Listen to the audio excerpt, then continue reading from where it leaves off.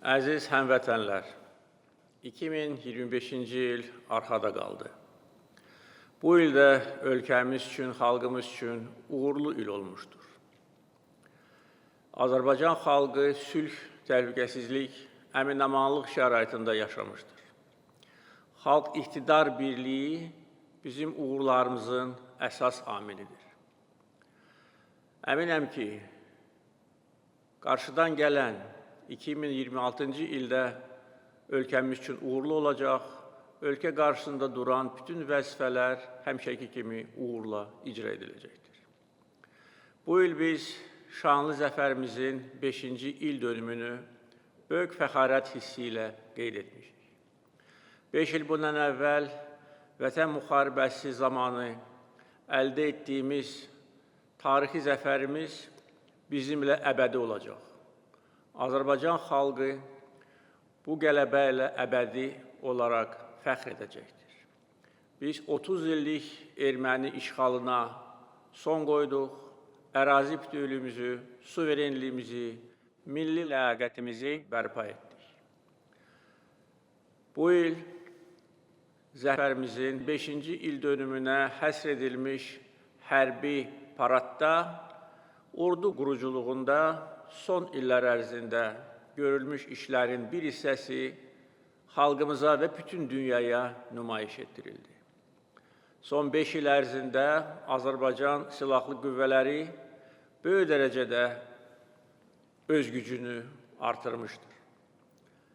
Yeni silahlar və texnika ilə təchiz edilmiş bizim ordumuz bugün istənilən vəzifəni icra etməyə qadirdir. Biz son 5 il ərzində həm yerli istehsal olan silah və texnikadan istifadə edərək, eyni zamanda xaricdən aldığımız silah və texnikanı ordumuzun potensialına əlavə edərək, öz hərbi gücümüzü böyük dərəcədə gücləndirə bildik. Silahlı qüvvələrimizin döyüş qabiliyyəti böyük dərəcədə artdı. Xüsusi təyinatlı qüvvələrin say tərkibi bir neçə dəfə artırıldı. Yeni yaradılmış komando qüvvələrinin say tərkibi minlərlə əskər və zabitdən ibarətdir. Biz yeni müharibəyə hazırlaşmırıq. Bizim üçün müharibələr arxada qaldı. Ancaq bugünkü dünyada hər bir ölkə ilk növbədə öz təhlükəsizliyi haqqında ciddi düşünməlidir. Bugünkü dünyada beynəlxalq hüquq normaları işləmir. Kim güclüdür, o da haqlı prinsipi. Əsas prinsip kimi bir çox ölkələr tərəfindən qəbul edilib. Bütün dünyada geniş miqyaslı silahlanma prosesi gedir. Belə olan halda biz hər an öz ərazi bütövlüyümüzü, suverenliyimizi, öz seçimimizi layiqincə müdafiə etmək üçün hazır olmalıyıq. Vətən müharibəsi dövründə hərbçilərimizin peşəkarlığı, qəhrəmanlığı, fədakarlığı, xalqımızın yumruq kimi birləşməsi bizim qələbəmizi şərtləndirdi. Allah bütün şəhidlərimizə rəhmət eləsin, onların əziz xatirəsi bizim qəlbimizdə əbədi yaşayacaqdır.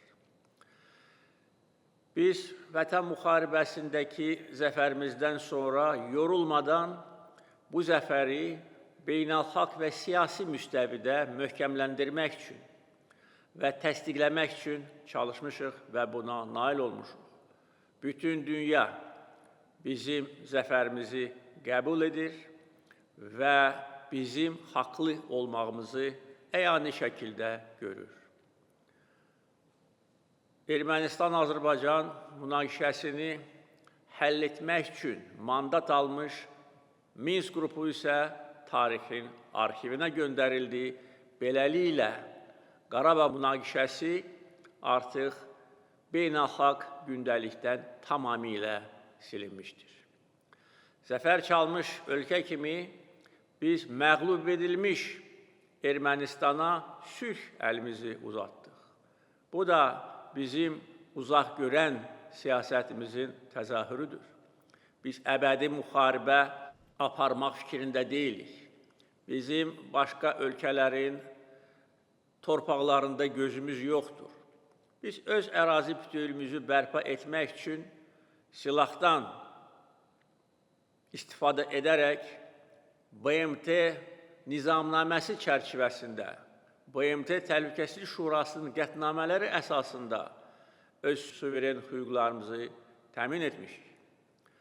Və cəmi 5 il Vətən müharibəsindən keçəndən sonra Ermənistanla paraflanmış sülh müqaviləsi bir daha xalqımızın böyüklüyünü və bizim siyasətimizin müdrikliyini göstərir.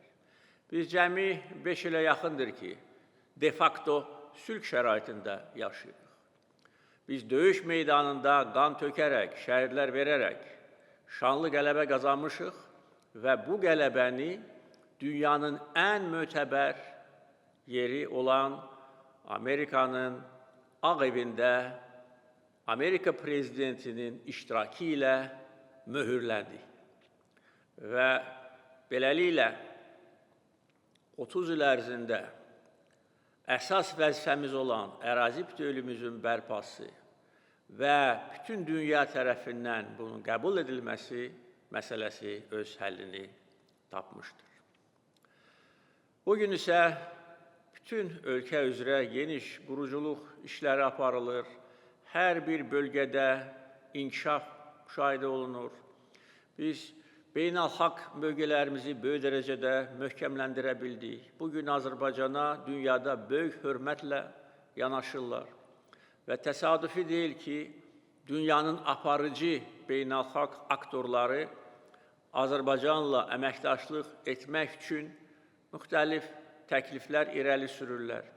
Bizim xarici siyasətimiz çox şaxəlidir. Bir çox istiqamətlər üzrə uğurla bu siyasət aparılır. Biz bu il D8 beynəlxalq təşkilatına üzv olduq. Onu da bildirməliyəm ki, 8 böyük müsəlman ölkəsini birləşdirən və 30 ilə yaxın fəaliyyət göstərən bu təşkilatın ilk yeni üzvü məhz Azərbaycan olmuşdur.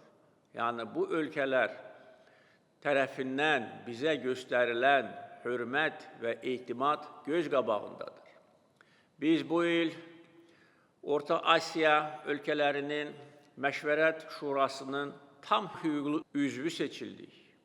Bu da hesab edirəm ki, tarixi nailiyyətdir. Çünki coğrafi nöqteyi nəzərdən biz Cənubi Qafqazda yerləşirik.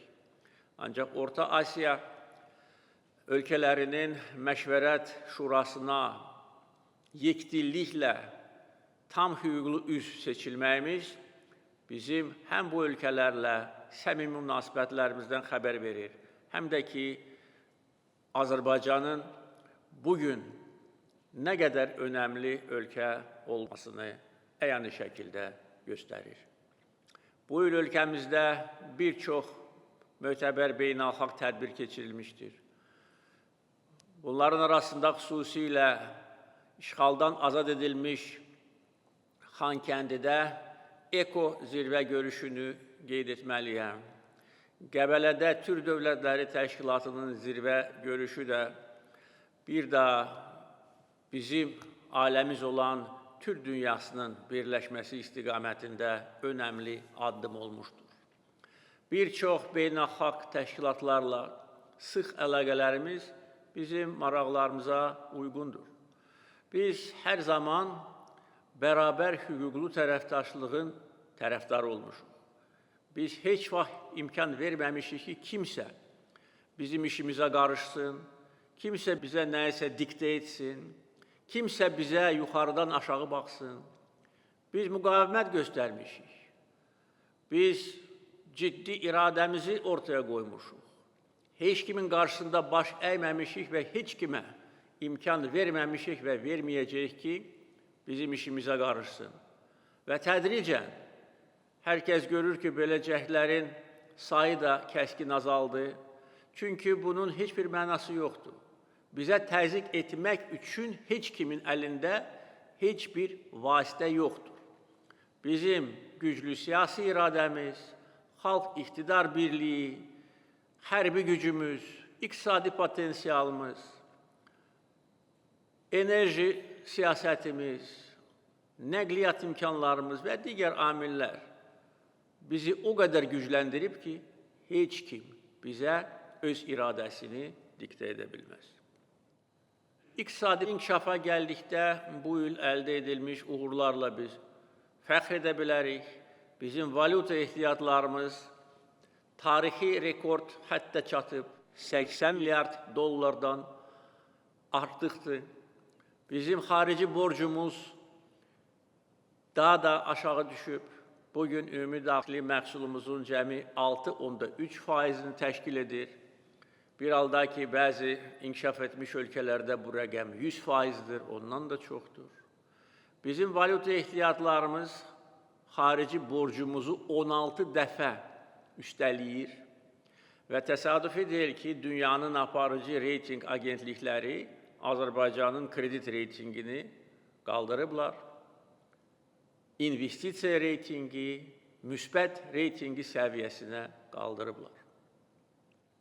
Biz böyük qayıdış proqramını uğurla icra edirik və bugün işğaldan azad edilmiş ərazilərdə böyük quruculuq işləri aparılır və artıq 70 minə yaxın insan orada yaşayır, çalışır, təhsil alır. 32 kənd, qəsəbə və şəhərdə keçmiş köçkünlər yerləşiblər və onlar üçün ən gözəl şərait yaradılmışdır. Bugün eyni zamanda dünya Azərbaycanlılarının həmrəylik günüdür. Bu münasibətlə dünyada yaşayan bütün Azərbaycanlıları ürəkdən təbrik etmək istəyirəm. Onlar bilməlidirlər və bilirlər ki, onların arxasında güclü Azərbaycan dövləti dayanıb. 2025-ci ildə olan bəzi hadisələr bir daha göstərdi ki, hər bir Azərbaycanlının hansı ölkədə yaşamasından asılı olmayaraq taleyi bizim üçün qiymətlidir, önəmlidir. Və bizi, Azərbaycanlıları, ortaq tarix, dilimiz, köklərimiz, mədəniyyətimiz birləşdirir. Və hansı ölkədə Azərbaycanlılar yaşamalarından asılı olmayaraq, onlar bilirlər və bilməlidirlər ki, onların ana vətəni müstəqil Azərbaycan dövlətidir. Əziz həmvətənlər, mən sizi bir daha Dünya Azərbaycanlılarının Həmrəylik günü münasibəti ilə ürəkdən təbrik etmək istəyirəm. Yeni il bayramı münasibəti ilə təbrik etmək istəyirəm. Dünyada yaşayan bütün Azərbaycanlılara, Azərbaycan vətəndaşlarına sülh, əmin-amanlıq, xoşbəxtlik arzulayıram. Bayramınız mübarək olsun.